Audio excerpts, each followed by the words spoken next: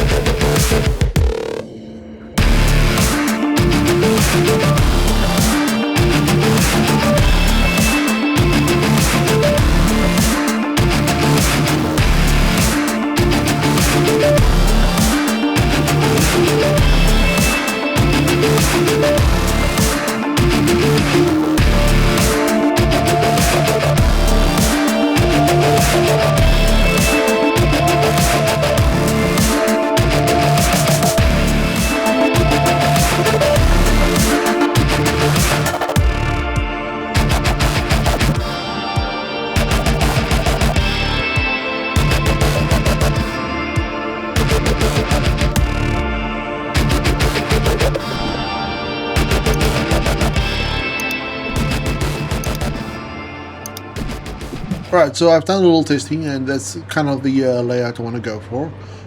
In front here I'm going to do like a circular section throughout the entire front section. As usual, I'm going to use the catwalk method here. And the reason I like to use the catwalk method for larger circles is if you take it out 2 times like I'm doing out here, that's basically one foundation width. That's also the width of the windows, of your walls. So it just makes construction in general a little bit easier if you stick to this kind of method and just go around, which means that after the fact you can easily put a wall on there or glass.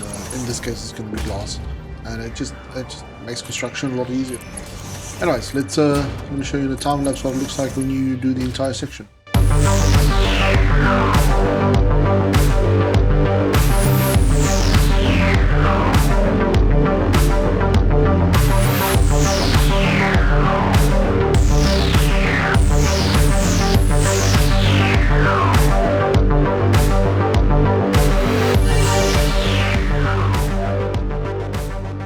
Alright, so with this section now built, I need to do the logistics floor below, and I intentionally went up about 2 wall heights. So as you can see here, with the idea to have the logistics floor be on that bottom floor, and that will give us enough room to do whatever we need to do, and just place the entire floor and also have it obviously walkable all around. As you can see here, this is all the ins and outs of the belts have been moved to a specific point. So this is going to be all the raw inputs coming in.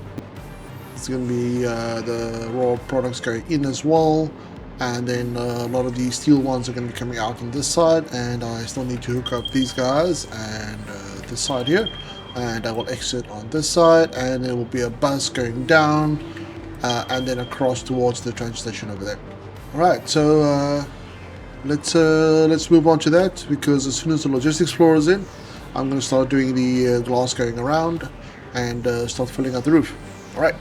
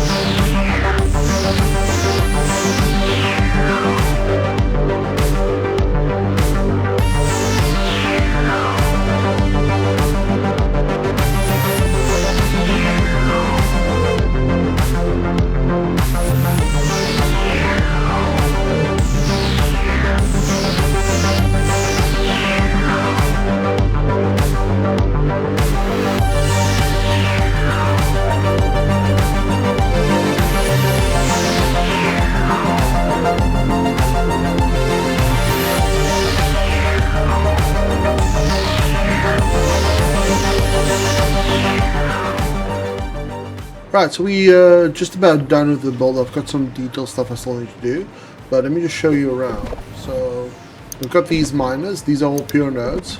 I've got them fully clocked over, or fully overclocked rather. And these guys are basically using these pillars just to act as like a support structure of sorts, instead of just having the belts hanging in the air. Then we've got the walkways going around. See, there's the beams I was using just to angle it. I'm gonna have to remove that in a minute. So walkways everywhere just to make it accessible again. Walkways up here, got another miner, and then we've got the copper ones way over here. And they pretty much got the same deal. I've got the power coming through this pillar section, just a couple of power cables hidden inside of it. And as you can see there, it just all goes straight into these like concrete pillars. I think that kind of works well for a supporting structure. And then heading into the actual factory itself, everything is on this bus going in at the bottom. And then if we jump in here, see, here's our logistics floor. I still need to put in lights in here, as you can see. But yeah, everything pops up over here. There we go. And from here it just gets fed. So everything gets fed into the machines over here. And then once they are produced, they all run into a conveyor belt that let me just see, it pumps it out over here. So this is where the ore goes. So the inner, let's call it the inner circle. This is all ore being fed to the machine. So this one is the iron, I believe. And then the outer circuit with these belts coming in here, these ones are all the finished product. So this is the ingots. So you'll see I basically just ran it all the way across from here. So all of those ingots are being bussed or manifolded into this line here. And then as soon as this line reaches its capacity, it veers off to the side, and then there's a new line formed up. And as you can see, it goes all the way around this side, and then again, as soon as this line reaches its capacity, it veers off again. So now we've got the two lines and the third one on this manifold over here, and this all gets fed down to below, and then from there it will go to the bus, which is just below us basically. Right, same story for the copper. Let's move up to the actual production floor. So a fairly simple layout, as you can see, just a little bit of decoration here in the middle, otherwise it would have been way too open. And we just got, I think these are fully overclocked machines. These are all iron, just going all the way around, and the reason you can place these pretty fast is because these are all blueprints. So getting in the habit of making blueprints is just going to make your life so much easier. These is obviously the same blueprint, but this is just the copper ones. Right, let's go check out the bus.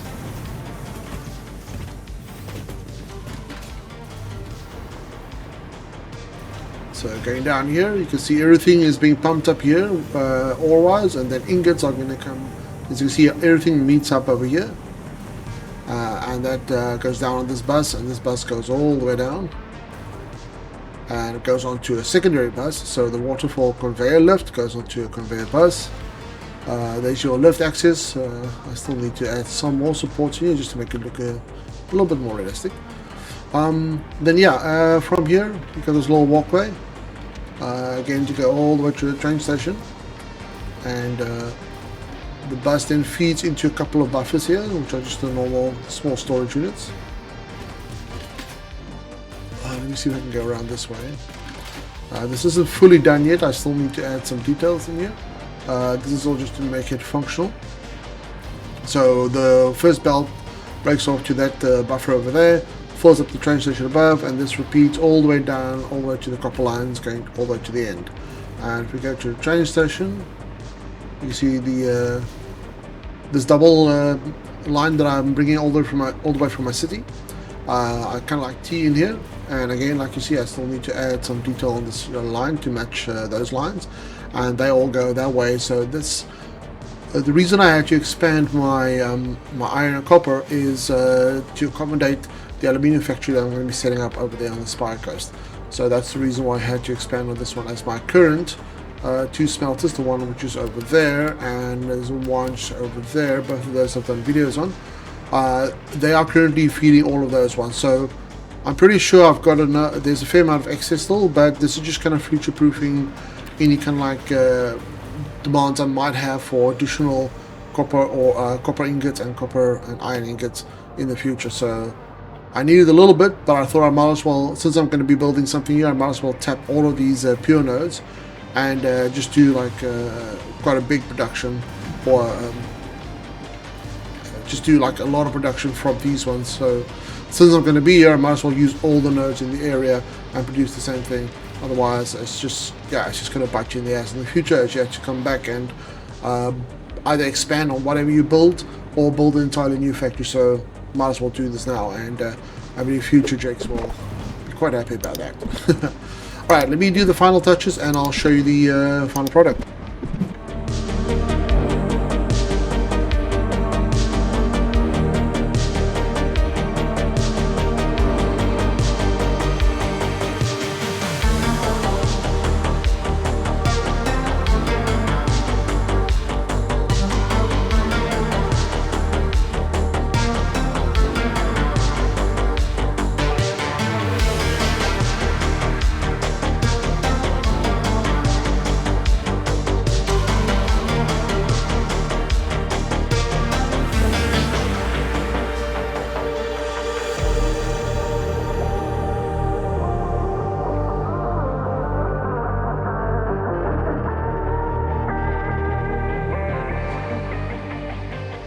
If you enjoy this kind of content and would like to see more, then consider dropping a like and a subscribe.